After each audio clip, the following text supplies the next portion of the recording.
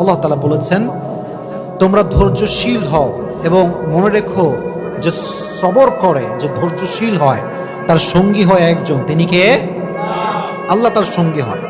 এখন প্রশ্ন হচ্ছে যে সবর, ওয়াই সবর ইজ মোস্ট ইম্পর্টেন্ট? সবরটা গুরুত্বপূর্ণ কেন?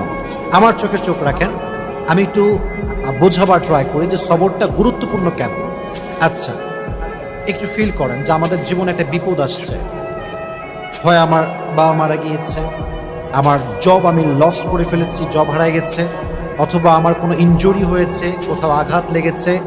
আচ্ছা বলেন তো, এই সমস্ত প্রত্যেকটা ড্যাঞ্জারে আমার দিকে তাকান, ধৈর্য ছাড়া কোনো গতি কি আছে? কোনো গতি নেই। There is no alternative way of সবর। সবরের কোনো প্রকার কোনো বিকল্প রাস্তা নেই। সবর হচ্ছে মুমিনের জীবনের সফলতার সবচেয়ে বড় হাতিয়ার। তবে আমি আজকে আলোচনাটা একটু লম্বা করব, এই জন্য সবর এটা মেয়েদের জন্য জরুরি, ছেলেদের জন্য জরুরি, সবার জন্য জরুরি। কারণ পরীক্ষা শুধুমাত্র ছেলেদের জীবনেই আসে না, মেয়েদের জীবনেও পরীক্ষা আসে না নাই?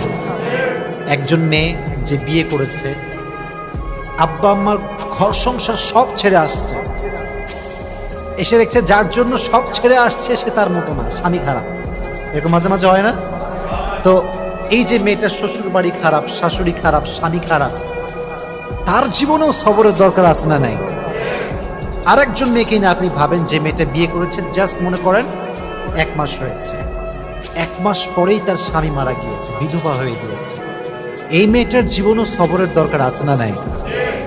তার মানে লাইফের একটু গভীরভাবে ভাবলে বুঝবেন যে লাইফের প্রত্যেকটা স্টেপে স্টেপে ধৈর্যের বিকল্প কোনো রাস্তা হতে পারে। You must have to be patient. In every kind of situation, you must have to be patient. যতটা কষ্ট আসুক না কেন, ধৈর্য আমরা হারাবো না। রাজি আছেন তো ইনশাআল্লাহ?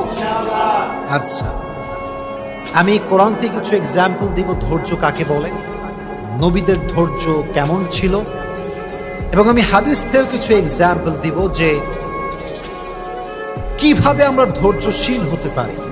এবং মহিয়সী নারী যারা ছিল, যেমন আম্মা জান আয়েশা রাদিয়াল্লাহু তাআলা আনহা, এবং নবীজির ফার্স্ট ওয়াইফ যিনি ডিভোর্সি ছিলেন, তিনি হচ্ছেন খাদিজাতুল কুবরা রাদিয়াল্লাহু তাআলা আনহা, যাকে নবীজি বিয়ে করেছিলেন কত বছর বয়সে বলতে পারবেন?